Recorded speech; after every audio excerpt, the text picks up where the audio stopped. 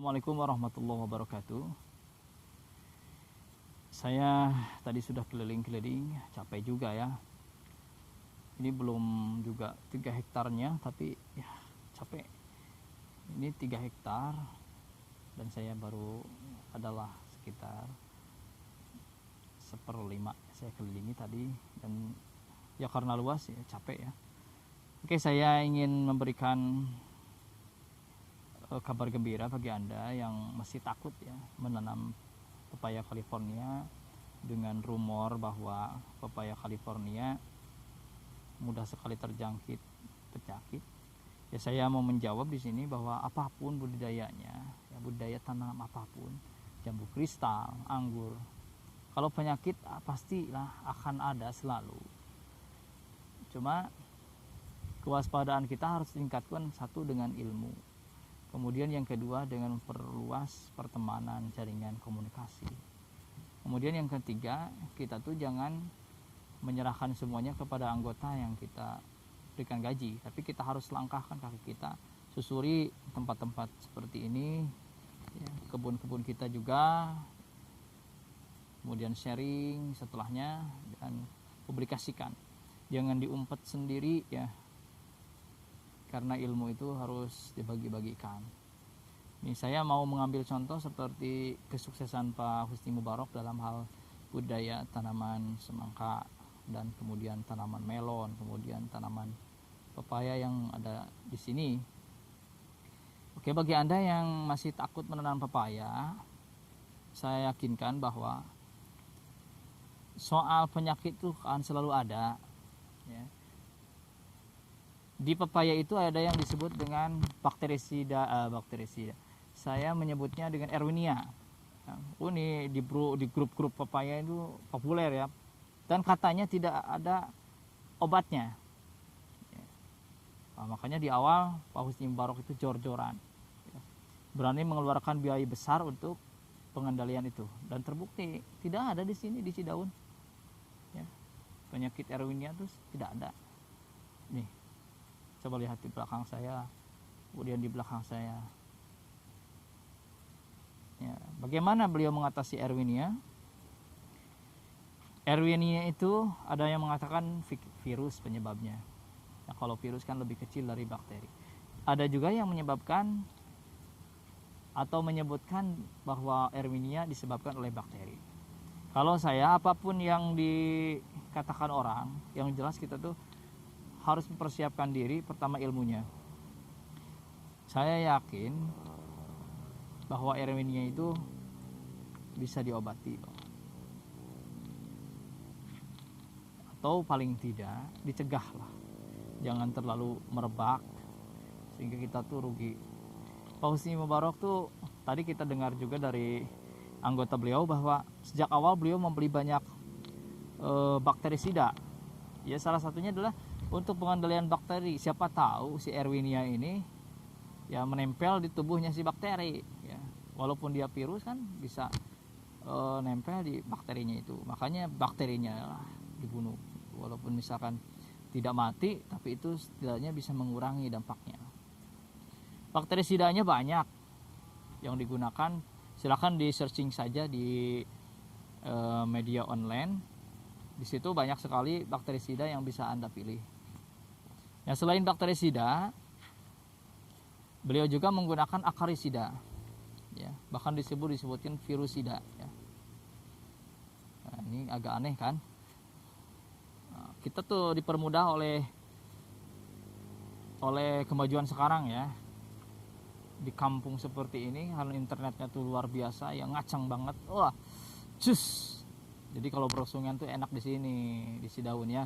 Karena lebih kenceng. Kadang-kadang di kota saya pernah ya ke kota tuh lokasi tertentu, mau balas pesan dari kawan saja sudah nggak bisa, nggak ada sinyal itu. Padahal di kota itu kita punya 5 provider tapi sulit sekali. Padahal itu harus dibenahi ya, karena informasi di internet itu yang bermanfaat itu banyak sekali. Kita bisa menggalinya lebih dalam, lebih luas. Wah. Kemudian pertemanan melalui internet juga dengan profesor, dengan guru besar, wah bisa kita jalin.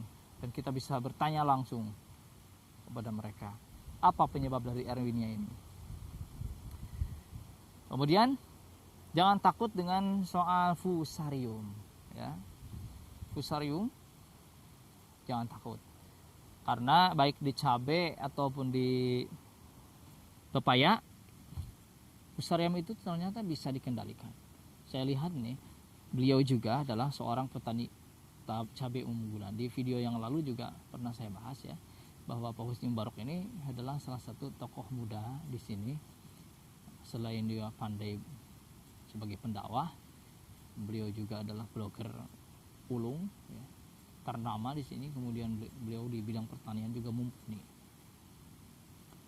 Ini dikendalikannya ternyata mudah dan tidak perlu yang mahal-mahal, dan terbukti ampuh loh. Saya bicara ini bukti. Terus pakai apa pengendaliannya? Semua dipakai. Organik saja tidak, anorganik saja tidak, semua ya, semua dicoba di sini dipakai. Contohnya adalah misalkan memakai H2O2. Kita juga pernah lihat ya, ada orang pakai H2O2 untuk pengendalian fusarium, sudah ada di internet. Padahal itu dulu tuh ditentang, sekarang sudah merebak ya, para petani menggunakan H2O2. Kenapa? Karena mungkin ya ampuh juga ternyata ya. Nah, kemudian yang lain selain itu apa? Ya semacam pemberian belerang, atau bahkan triknya juga terbilang sangat aneh ya di sini. Ini pemberian nutrisinya full sehingga semacam penyakit atau hama-hama itu ya kayaknya seperti enggan mendekat ya. Karena mungkin daya tahan si pepayanya juga bagus, jadi kalaupun ada serangan dia tuh bisa recovery dengan sangat cepat ya. Seperti kita juga, kalau tumbuhan juga seperti kita, kalau kita tuh sehat badannya maka kita tidak akan mudah sakit. Kalaupun penyakitnya ada tapi dia bisa bertahan ya, bahkan bisa melawan, bisa bangkit dengan cepat, bisa sembuh dengan cepat. Kemudian penyakit apa lagi sih di pepaya?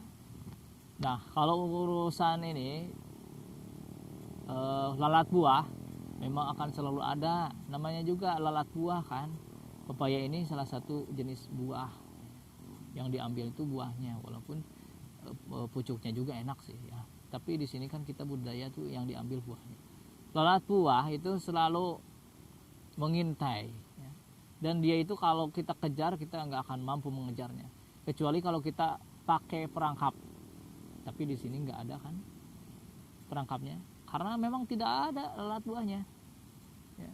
Kalaupun ada mungkin hanya sedikit ya populasinya. Apa rahasianya? Yaitu nutrisinya ini full ya. Berapa duit untuk mendapatkan nutrisi sebanyak itu? Ya karena beliau itu punya jaringan ya, pembiayaannya juga kuat. Tadi di video yang lalu juga saya sudah membahas bahwa kalau kita hanya ya modalnya kecil, kita tuh jangan tanam banyak-banyak, karena nanti kita bisa dicap sebagai orang yang menganiaya tumbuhan loh ya. Mau melihara tapi nggak dikasih makan, bisa-bisa kita ya dimurkai Tuhan gitu. Makanya kalau mau nanam, siapkan dulu tuh, ukur dulu kemampuan kita. Kalau misalkan punya hanya uang 1 juta sekali 1 bulan untuk di kebun, ya udah 1 juta itu kita ukur berapa pohon yang bisa kita kasih makan dengan uang 1 juta itu ya. Kalau kita punya 100 juta baru boleh agak banyak ya, supaya kita berimbang ya. Saya pernah mengalami bahwa 1 hektar pohon pepaya untuk vertigasinya saja ya, itu sudah menghabiskan uang tidak kurang dari 30 juta. Kenapa? Biaya pengoboran untuk bikin sumur itu sekitar berapa? 60 meter itu 80 juta kalau di sini ya. Tapi kalau misalkan sumber mata airnya itu dekat, itu ya bisa di angka sekitar 7 juta, 20 juta.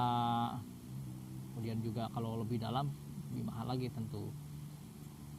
Terus pembelian untuk saluran juga kan tidak murah ya, makanya itu kita harus mengukur modal juga kan. Nah ini sudah orang sudah tahu ya. Nah itu soal penyakit di tanaman pepaya. Oke, tapi jangan Anda takut selalu ya. Kalau takut kebanyakan malah nggak jadi budidayanya. Oke, terima kasih. Kita akan bahas yang lain soal pepaya California. Assalamualaikum warahmatullahi wabarakatuh.